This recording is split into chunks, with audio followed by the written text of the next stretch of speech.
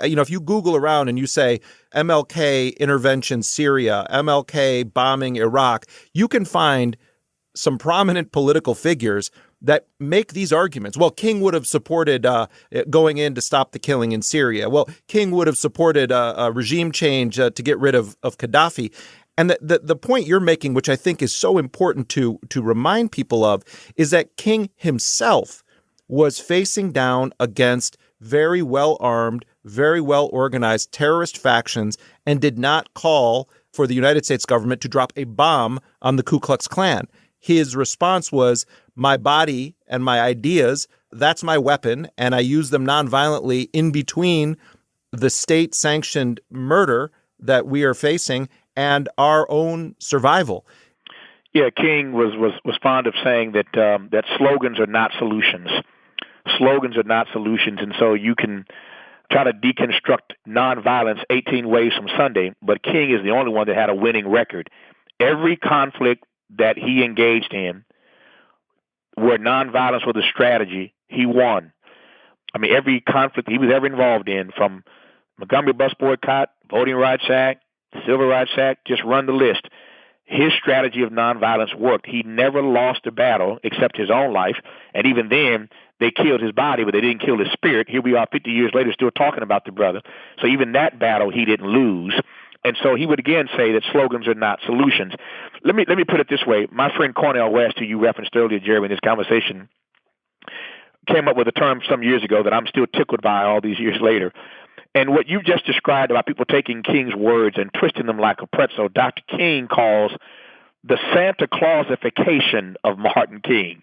Only Cornel West could come up with that term, the Santa Clausification of Martin King. And his point simply is that the farther we get away from Martin's real life, real time existence, people want to take his words and twist them.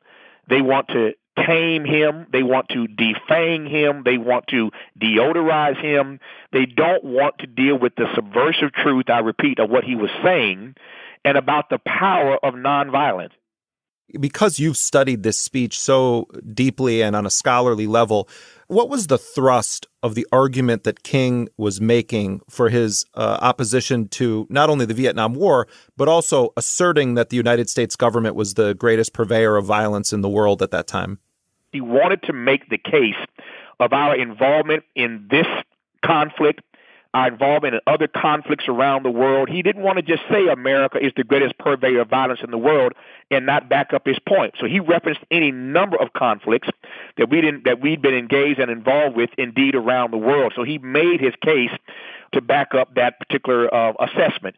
But then he goes on, as you know, to advance this notion of what he called the triple threat facing our democracy.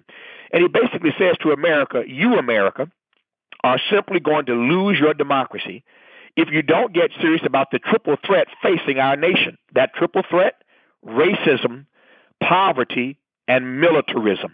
Racism, poverty, and militarism. And I dare say here we are 50 years later, still trying to wrestle with that subversive truth that King told 50 years ago that still threatens to tear this democracy apart. Racism, poverty, and militarism.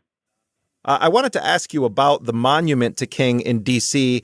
and whether you believe that that monument would exist if the depths of King's opposition to imperialism, his embrace of a sort of democratic socialist economic philosophy, if we really understood King beyond just, oh, he was the great leader that wanted black children and white children to play together in peace, do you think that the real King would get a monument in Washington, D.C.? In a word, no. There'd be no monument. I'll go further than that. There'd be no monument. There'd be no federal holiday. His name would not appear on schools and streets and libraries and just about anything else. The absolute answer is no. The unequivocal answer is no. The truth of the matter is, we're Dr. King here this week on the anniversary of this speech, and he, volunteered to show up at a number of places in our society to kind of deconstruct this speech or kind of look back on it 50 years later. He wouldn't have an audience. I've often joked that around the King holiday that we celebrate every year, if Dr. King showed up backstage and said, I'm Dr. King and I'm here, I'm back, and I'd like to go on the program in honor of me today. I figure I can get on my own program. Can I get on the program to say a few words? Well, Dr. King, what do you want to talk about? I want to talk about racism and poverty and militarism. I want to talk about how Barack Obama, who I certainly would have voted for, had a drone program on steroids. I want to talk about how he increased the military-industrial complex. I want to talk about how he dropped more drones and killed more innocent women and children than George Bush, his predecessor, did. I want to talk about how poverty is threatening our very democracy, and now it's a matter of national security. I want to talk about how racism is still the most intractable issue in this country. If Martin showed up and wanted to give that kind of critique, that Negro couldn't get on stage at his own celebration.